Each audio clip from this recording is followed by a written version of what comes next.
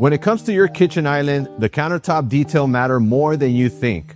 A small decision like the thickness of the slab or whether you do a waterfall edge can completely change your entire kitchen design. In this video, I'm breaking down the 4 most important island countertop details you should always get right. Waterfall edges, standard edges, 3 centimeter thickness, and one thing most people forget, the inside finish of the island.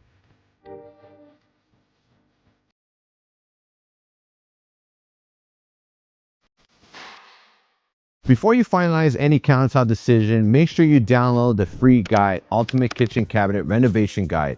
What's best for your budget? It breaks down material costs and design mistakes to avoid from $5K to $50K. The link is in the description. All right, so the first countertop we're gonna go over is your standard edge countertop. This is the most popular edge you're gonna see, basically 1.5 inch edge detail. You could always go something with a bullnose, or you could go something with a double OG. Now you're getting very fancy on the edge. In an island, basically you just have it all the way around. No special details, is just a basic island with a basic countertop. What they've done here is really cool, where they actually match the countertop with the detail on the side. So if you guys notice the veins coming down, they match all the way down. That's how you can tell how good of a fabricator you have. If the fabricator is telling you he can't do that, I would run away real fast. So number 2 detail that I actually really enjoy is this 3 centimeter countertop edge detail. Typically it's about 1 inch thick slab that's basically put right on top of your cabinets. There's no rough top, so you don't get to really choose your edge detail so much. It's pretty much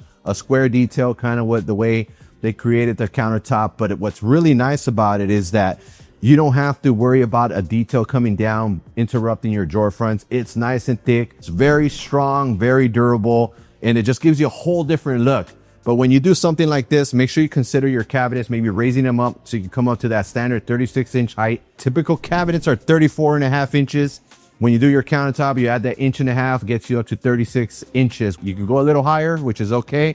But when you go with the 3 centimeter thickness slab, you're basically right there. Some fabricators do have a hard time cutting this because you need special machinery. It's not that easy for them to cut it, so they do run into issues. You may pay a little more for the 3 centimeter slab and on the fabrication. So that's one thing to consider, but it is an amazing look.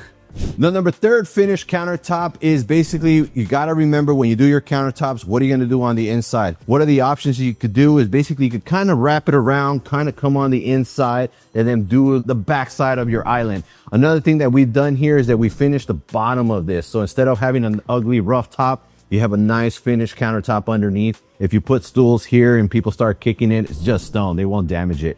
Most of the time people put a finished cabinetry, either a paint or a wood, and you know, after people are sitting there, the kids kick it, the guests lean their feet on it, but with a nice stone back on the island, kind of keeps it clean. So this is a very specific look. You got to make sure you let your fabricator know exactly what you want to do and the look you're trying to achieve. A lot of people always forget to do the inside, and sometimes it's an afterthought and they start putting either a piece of wood and it doesn't look good, or they paint it. But always remember, do a nice piece of stone back there and it's going to look really good for you guys. So the last island countertop that I recommend, or that I really enjoy, is a waterfall edge. Now, what does that mean? They basically get the countertop on the top. They basically waterfall the down on the side.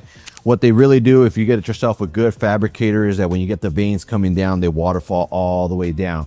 In order to do this, you got to make sure you have enough stone. And typically when you do a waterfall edge, they tend to wrap it about 1.5 inch, same edge detail that you do here. They do it on the side, but it does give you a whole different look. If you look at this island, it's wrapped up on both sides. You have stone on both sides, gives you a whole different look as opposed to having cabinetry. So if you want a big wow effect in your kitchen, make sure you do a countertop waterfall edges on both sides. Looks good. If you want to do it on one side, you still can't go wrong. But make sure you've noticed, if you're getting something with a lot of detail on the top, make sure they're able to waterfall it down. If no, it basically be a weird countertop. If it doesn't match down, it wouldn't be a waterfall at that point. If this helped you understand the key island countertop details, the next video you should watch is Modern Kitchen Design Must-Haves. I'll link it right here. Keep watching so you can design your kitchen with confidence.